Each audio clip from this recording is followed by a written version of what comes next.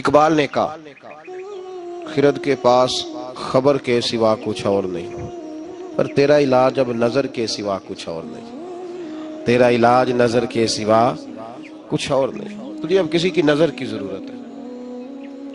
اور اس نظر کا حال کیا ہے؟ اقبال خود کہتے ہیں نہ تیغ و تیر میں نہ لشکر و سپاہ میں ہے، نہ تیغ و تیر میں نہ لشکر و سپاہ میں ہے، جو بات مرد قلندر کی بارگاہ میں ہے، نہ تیغ و تیر میں نہ لشکر و سپاہ میں، جو بات مرد قلندر کی بارگاہ میں ہے۔ اس وظیفے پہ غور فرمائیے جو میں عرض کر رہا ہوں۔ سورۃ رحمان کے میں نے ابتدائی 2-3 کلمات تلاوت کیے۔ قریش مکہ یہ کہا کرتے تھے کہ نبی پاک صلی اللہ تعالی علیہ وسلم کو کوئی بشر سکھاتا ہے، معاذ اللہ، کسی آدمی سے سیکھ کے آتے ہیں تو ہمیں آیتیں بتاتے ہیں آگے۔ اللہ کریم نے فرمایا الرحمن علم القرآن، فرمایا کوئی بشر نہیں سکھاتا، رحمان خود انہیں قرآن سکھاتا ہے۔ رحمان نے خود قرآن سکھایا۔ خلق الانسان، اور پھر میں نے اس انسان کامل محمد عربی کو پیدا فرمایا ہے۔ حضور امی ہے۔ امی کا معنی معاذ اللہ بعضوں نے اپنی قرآن پاک کے ترجمے کیے تو امی کا معنی ان پڑھ کر دیا ہے، حالانکہ امی کا معنی ہے بغیر پڑھا ہوا، جو دنیا میں کسی سے پڑھا نہ ہو، جو پڑھ کے آیا ہو اسے امی کہا جاتا ہے۔ نبی پاک صلی اللہ علیہ وسلم کو خود رب کریم نے پڑھایا۔ حضور فرماتے ہیں میں نے اپنے رب سے ادب سیکھا ہے اور بڑا ہی پیارا سیکھا ہے۔ قرآن مجید نے کہا کہ محبوب کا تو یہ حال ہے کہ اب یہ اپنی مرضی سے بولتے ہی نہیں۔ رب فرماتا ہے یہ میرے نگاہ کرم میں رہتے ہیں۔ وما ينطق عن الهوى ان هو الا وحی یوحی، یہ اپنی مرضی سے کوئی بات نہیں کرتے، وہی کرتے ہیں جو رب انہیں وحی ارشاد فرماتا ہے۔ یہ علم ڈائریکٹ اللہ تعالیٰ نے اپنے محبوب کو عطا فرمایا۔ یہ قرآن مجید کی 2 جگہ سے میں نے سورہ نجم بھی پڑھی ہے، سورہ رحمان بھی پڑھی ہے۔ ہم آپ کو ہر چیز کی دلیل قرآن و سنت سے دیتے ہیں۔ تو فرمایا اللہ کریم نے کہ میرا حبیب اپنی مرضی سے بولتا نہیں، جب میں حکم دیتا ہوں تو۔ اب سنیے ترمذی شریف کی حدیث، نبی پاک علیہ السلام معراج کا واقعہ بیان کرتے ہیں۔ حضور فرماتے میں نے اپنے رب کا دیدار کیا اور رب تعالیٰ نے اپنا دست قدرت، اللہ نے اپنا دست قدرت، دست مبارک، حضور فرماتے رب نے، اللہ نے اپنا دست قدرت میری پشت پہ رکھا اور میں نے اس کی ٹھنڈک سینے میں محسوس کی۔ اللہ نے پشت پہ ہاتھ رکھا تو میں نے اس کی ٹھنڈک، یہ ترمذی کے لفظ ہے، میں نے دل میں اس کی ٹھنڈک محسوس کی اور پھر ہر چیز کا علم اللہ نے مجھے عطا فرما دیا۔ یہ مطلب ہے تھاپڑے نال بھی علم لبدا ہے، تھپکیوں سے بھی علم۔ کیا میں نے ترمذی شریف کی حدیث عرض کی ہے؟ کتاب کا نام یاد رہ جائے گا؟ اس کا مطلب ہے علم صرف اسے نہیں ملتا جو پھٹی پہ آ کے بیٹھتا ہے، دائرہ با یاد کرتا ہے، تھپکیوں سے۔ حضور فرماتے ہیں رب کریم نے میری پشت پہ ہاتھ رکھا، میں نے اس کی ٹھنڈک دل میں محسوس کی اور پھر میں نے جان لیا ہر چیز کا علم اور میں نے ہر چیز کو پہچان بھی لیا۔ اب یہ وہ خاص فیض ہے، خاص یہ کام معراج کی رات ہوا، خلوت میں، تنہائی میں، اکیلے میں اللہ تعالیٰ نے اپنے حبیب کو خاص علوم عطا فرمائے۔ اب نبی پاک نے یہ علم، یہ اس کو کہتے ہیں سینہ بسینہ علم، یہ منتقل ہوتا ہے، یہ آگے تقسیم ہوتا ہے۔ نبی پاک صلی اللہ علیہ وسلم نے کہیں بھی کنجوسی نہیں فرمائی معاذ اللہ تقسیم کرنے۔ حضور علیہ السلام نے فرمایا اللہ تعالیٰ نے میرے سینے میں جو کچھ رکھا تھا میں نے نکال کے ابو بکر کے سینے میں رکھا ہے۔ پھر فرمایا یہ جو علی ہے نا، اگر میں شہر ہوں نا علم کا تو علی اس کا دروازہ ہے۔ گویا میں نے اللہ کی دی ہوئی معرفت کا جو مکان بنایا ہے تو میں نے دروازہ مولا علی کو بنایا ہے، جو علی سے پیار کہے گا وہی آ کے مجھ سے فیض پائے گا۔ انا مدینۃ العلم وعلی بابھا۔ تو حضور نے اپنے غلاموں میں وہ علم بانٹا، نبی پاک نے اپنے غلاموں میں وہ علم بانٹا۔ حضرت عمر نے خواب دیکھا، کہا یا رسول اللہ میں نے خواب دیکھی ہے، آپ دودھ پی رہے تھے اور دودھ کچھ بچ گیا تو آپ نے مجھے دیا ہے، اس کا کیا مطلب ہے؟ تو حضور نے فرمایا میں نے تجھے اپنے علم کا فیض عطا فرمایا ہے، میں نے تجھے اپنے علم کی برکت دی ہے۔ دودھ سے بھی علم آتا ہے جی، دودھ سے بھی علم آتا ہے۔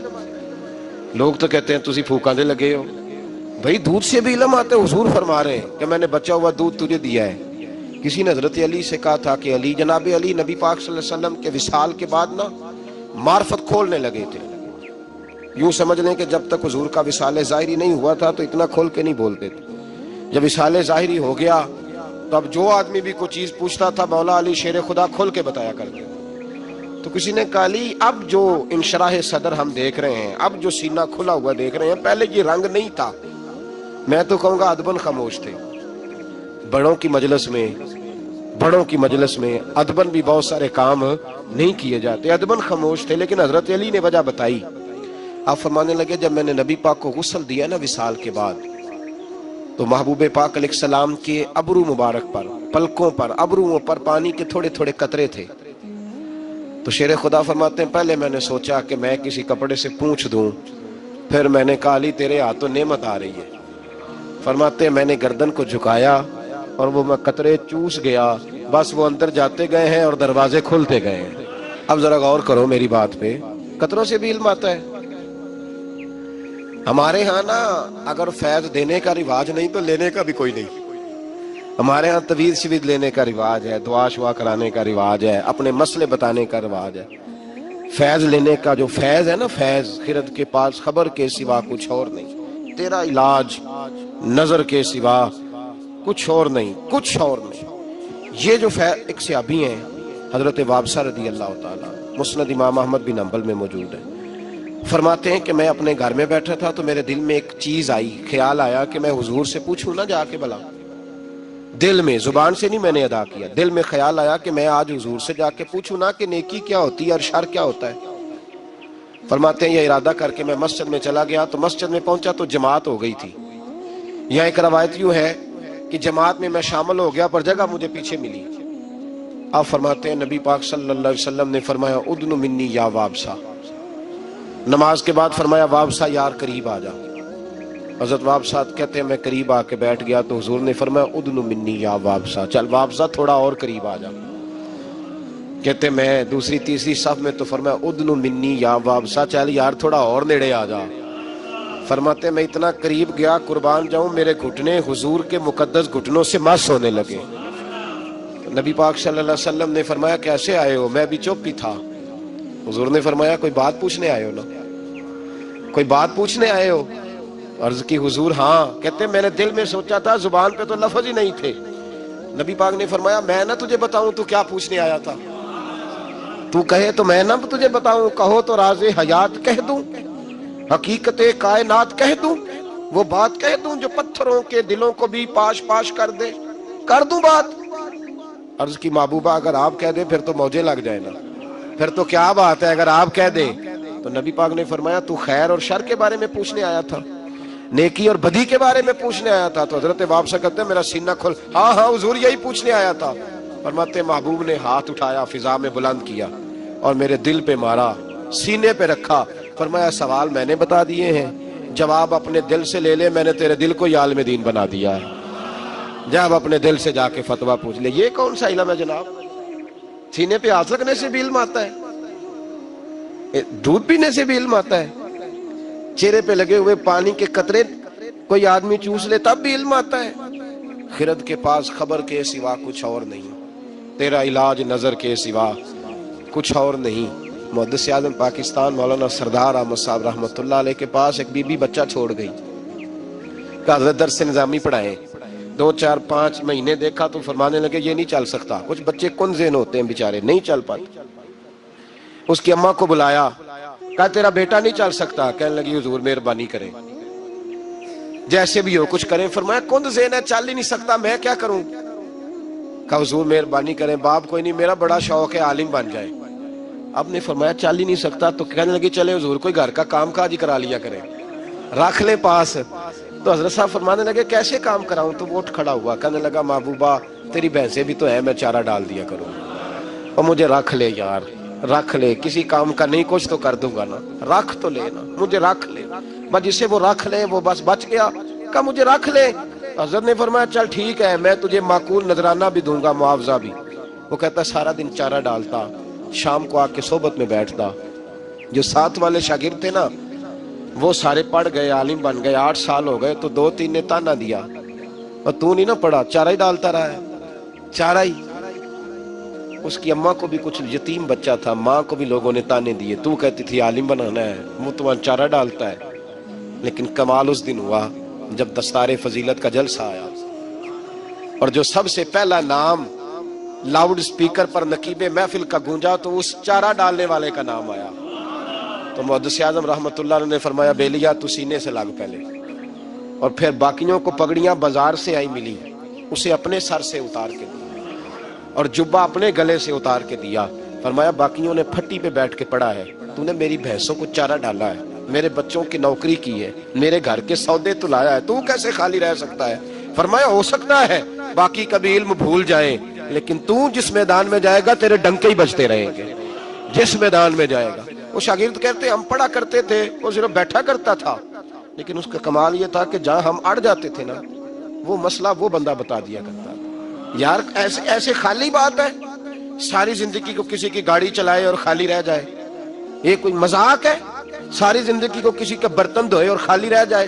وہ کوئی رب کا بندہ، یہ کوئی مذاق ہے کہ ساری زندگی کو کسی کے دروازے پہ بیٹھا رہے اور خالی رہ جائے؟ انسان کے پاس کچھ ہے ہونی چاہیے، سب سے زیادہ نظر پڑتی اس پہ ہے جو قدموں پہ بیٹھا رہتا ہے۔ یہ کیسے ہو سکتا ہے کہ وہ خالی رہ جائے بندہ؟ بہت سارے لوگ کہتے ہیں میں گیا تھا، فلانا آدمی گیا فٹافٹ خلافت لے کے آ گیا۔ او بھائی تجھے خلافت لے کے کئی دفعہ فارغ بھی کیا ہے کہ خلافت لے اور جا۔ کچھ ایسے ہوتے ہیں جنہیں خلافت نہیں دی جاتی، سینے کا نور دیا جاتا ہے، انہیں غلامی کے درجے دیے جاتے ہیں۔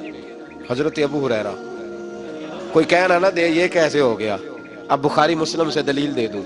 حضرت ابو ہریرہ کہتے ہیں سارے صحابہ حدیثیں یاد کرتے تھے، مجھے کوئی نہیں آتی تھی، کوئی شے نہیں یاد رہتی، ککھ نہیں۔ ایک دن گیا، یہ جانا بھی کبھی کبھی پڑتا ہے، کبھی کبھی نا رونا بھی پڑتا ہے، تب یہ اماں دودھ دیتی ہے۔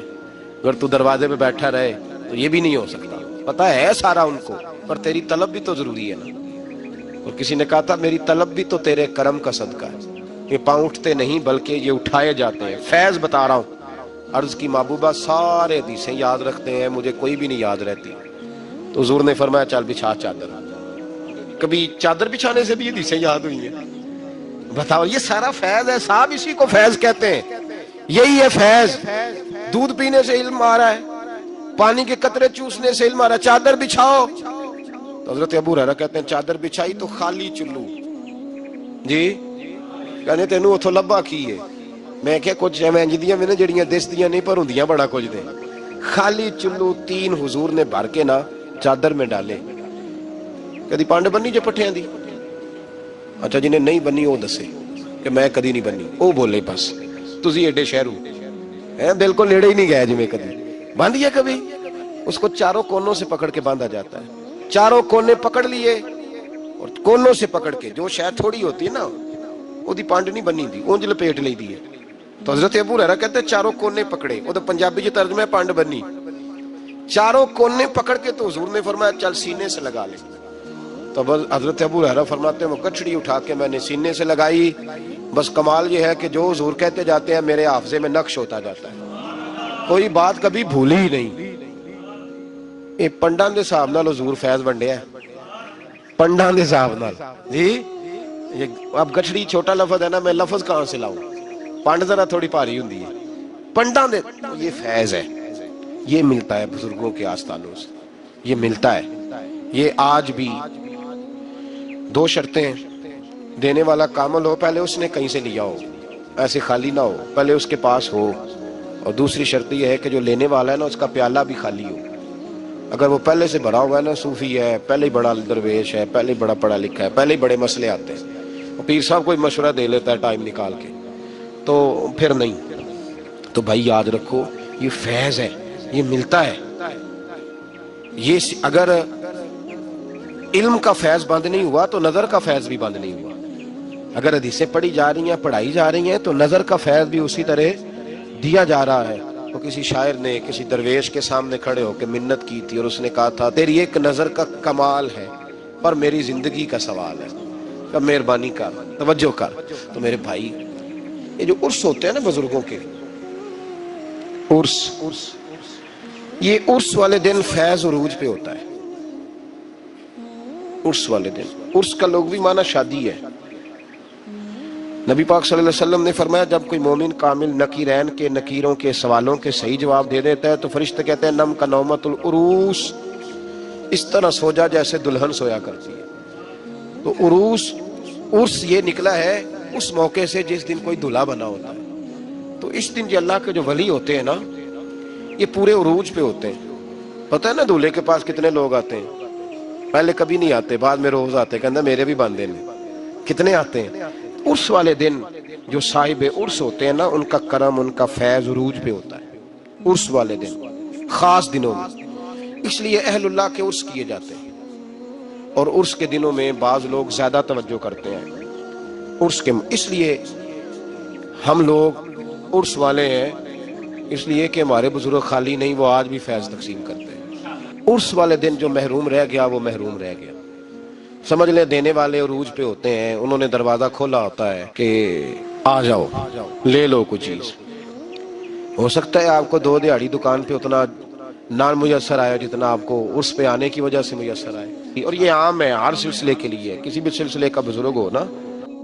میں بڑی اہم بات کرنے لگا ہوں اور بڑی ذمہ داری سے کرنے لگا ہوں اور میں بڑی دلیری سے کرنے لگا ہوں. یہ بھی فاسد نظریہ ہے کہ نہ سنت پہ عمل کیا جائے، نہ شریعت پہ عمل کیا جائے، نہ نماز کی پابندی کی جائے، نہ حلال حرام کی تمیز کی جائے، اور ڈٹ کے کہا جائے کہ اللہ بڑا مہربان ہے معاف کر دے گا.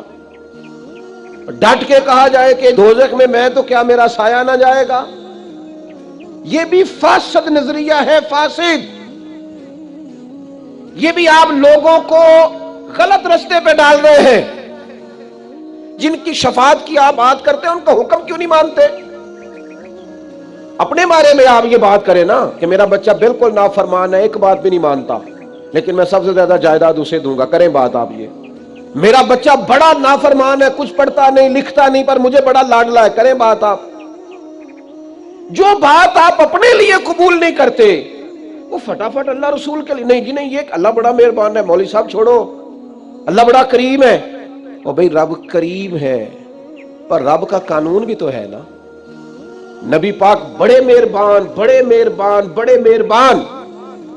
پر سیدہ عائشہ صدیقہ رضی اللہ تعالیٰ عنہ فرمانے لگیں اپنی ذات کے لیے نبی پاک نے کبھی کسی سے بدلہ نہیں لیا، لیکن اگر کوئی اللہ کی حد توڑتا تھا نا، رب کے دین کی حدود پامال کرتا تھا تو حضور جلال کرتے تھے.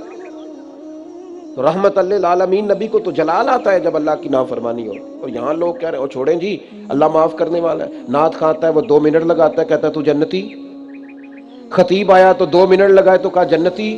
میں ایک جگہ پہ تقریر کرنے کے لیے چلا گیا تو میں نے وہاں چند باتیں کر دیں.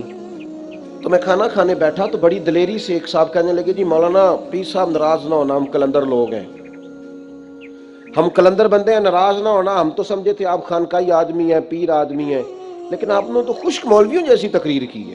بار بار وہی نماز کی بات، داڑھی کی بات، روزے کی بات، حلال حرام کی بات. کوئی نقطہ آفرینی کرتے، کوئی آپ کوئی نقطہ سناتے. یہ آپ نے کیا سنایا ہے؟ یہ تمہیں غلط فہمی ہو گئی ہے کہ تم کلندر ہو. تم کلندر نہیں، تم پاگل ہو. اگر کوئی اچھا ڈاکٹر ملے تو جا کے اپنے دماغ کا علاج کراؤ. اس لیے کہ کلندر اسے کہتے ہیں جو ذات محمد سے کھول کے عشق کیا کرتا ہے. اور عاشق تو مر جاتا ہے اس بات پر جو اس کا محبوب کہے. وہ تو مر جاتا ہے اس رستے پر جو ایک رستہ محبوب دکھا دے. تو کلندر ہے. میں تجھے بتاتا ہوں کلندر کا نام حسن بصری ہے، کلندر کا نام جنید بغدادی ہے، کلندر کا نام داؤد طائی ہے، کلندر کا نام سری سختی ہے، کلندر کا نام معروف کرخی ہے، کلندر کا نام مجدد الفسانی ہے، کلندر کا نام مہر علی ہے، کلندر کا نام جماعت علی ہے، کلندر کا نام محمد رضا بریلوی ہے. یہ کلندر ہے رسول اللہ صلی اللہ علیہ وسلم کے دین. ہم نے کیا مذاق بنایا ہوا ہے؟ فاسد نظریات آپ لوگوں میں پھیلا رہے ہیں. اور آپ چونکہ آپ کا مزاج ہے کہ آپ عمل نہیں کرنا چاہتے تو آپ لوگوں کو بھی گڑبڑ نظریہ دے رہے ہیں. قطعاً ایسی کسی چیز کی گنجائش نہیں ہے، یاد رکھنا. نبی پاک علیہ السلام تو ناراض ہو جاتے اگر اللہ کی حد توڑی جاتی. اور یہاں ڈھٹائی کے ساتھ دلیری کے ساتھ آپ حدود اللہ پامال کریں. یہ فاسد نظریات ہیں، یاد رکھنا. فاسد جو زمانے میں پھیلائے جاتے. مسند امام احمد بن حنبل میں حدیث ہے، نبی پاک علیہ السلام نے فرمایا وہ بندہ بیوقوف ہے جو ڈٹ کے اللہ کی نافرمانی کرے اور اللہ کی رحمت کی امید بھی رکھے، یہ تو بیوقوف آدمی کی علامت۔ تو میرے دوست عمل والی زندگی پہ آؤ، یہ فاسد نظریات جو ہیں ان سے نکل آؤ۔ اللہم صلی علی سیدنا و مولانا محمد بقدر حسنہ و جمالہ و جودہ و نوالہ و صحبہ و آلہ۔ اللہم صلی علی سیدنا و مولانا محمد معدن الجود والکرم و آلہ و صحبہ و بارک وسلم۔ یا ارحم الراحمین، یا ارحم الراحمین، یا قاضی الحاجات، یا مجیب الدعوات، یا حلال المشکلات، یا دافع البلیات، یا مسبب الاسباب، یا قاضی الحاجات، یا رحمان یا اللہ، یا کریم یا اللہ، یا ستار یا اللہ، یا غفار یا اللہ، یا کریم یا اللہ، یا عزیز یا اللہ، یا ستار یا اللہ۔ اے ہمارے پروردگار، 10 سال پورے ہو گئے، خدا بندہ ایک چھوٹا سا پیغام تھا، تو نے فضل فرما دیا۔ اے اللہ، ہم پلٹ کر جب دیکھتے ہیں تو 1% بھی ہم اس قابل نہیں کہ تیرے دین کی کوئی بات کر سکیں، کوئی پیغام دے سکیں۔ اللہ، کئی سالوں سے یہ دوست صبح کی نیند چھوڑ کے یہاں حاضر ہوتے رہے، مائیں، بہنیں، بچیاں، بوڑھے، بچے، اے اللہ، بندوبست کرنے والے سب سے پہلے آتے رہے۔ خدا بندہ تیرے قرآن مجید کو پڑھا ہے، ہم کمزور تھے، بس تیری دی ہوئی توفیق سے پڑھا ہے۔ خدا بندہ ان میں سے ایک بات بھی تجھے پسند آئی ہے تو ہمیں معاف فرما دے، ہم سے درگزر فرما، ہمارے حال پہ رحمت فرما۔ رمضان آیا تھا پھر بیت رہا ہے، اللہ ہماری کمزوریاں، ہماری کوتاہیاں پھر ایک دفعہ پیش نظر ہیں۔ اے عرش و فرش کے مالک، برے ضرور ہیں، کمزور ضرور ہیں، گناہگار ضرور ہیں، پر تو ہمارے دلوں کے حال جانتا ہے، ہم تیرے غدار نہیں ہیں۔ اے اللہ، ہم صحیح ہونا چاہتے ہیں، ہماری نیتیں بھی ٹھیک ہیں، ارادے بھی ٹھیک ہیں، عمل میں کمزوری ہے، ہم پر ایک رحمت کی نظر کر دے، ہم پر ایک رحمت کی نظر کر دے۔ اے مالک کریم، ایک نظر کرم سے دیکھ تو صحیح، یہاں غریب بھی بیٹھے ہیں، بوڑھے بھی بیٹھے ہیں، مجبور بھی بیٹھے ہیں، کئی رو رو کے تیری بارگاہ میں فریاد کرنے والے بیٹھے ہیں۔ اے اللہ، بھول ضرور جاتے ہیں پر بندے تو تیرے ہیں، بھٹک ضرور جاتے ہیں پر غلام تو تیرے محبوب کے ہیں۔ ہمارے حال پہ رحمت فرما، اللہ ہمیں معاف فرما دے، اللہ ہم سے حساب نہ پوچھیو، اللہ ہمیں بغیر حساب معاف فرما دے، اللہ ہمیں بغیر حساب کے معاف فرما دے۔ اللہ ہم سے درگزر کرنا، جب قیامت کے دن ازل کا بازار لگے، اللہ ہم سے درگزر فرمانا، ہماری پردہ پوشی فرمانا، اگر ہمیں عزت دی ہے تو عزتوں پہ دوام دینا، اللہ ہمیں ذلتوں سے محفوظ رکھنا۔ اے عرش و فرش کے مالک، تو نے بہت ساری نعمتیں نہ بغیر مانگنے کے دی ہیں، ہم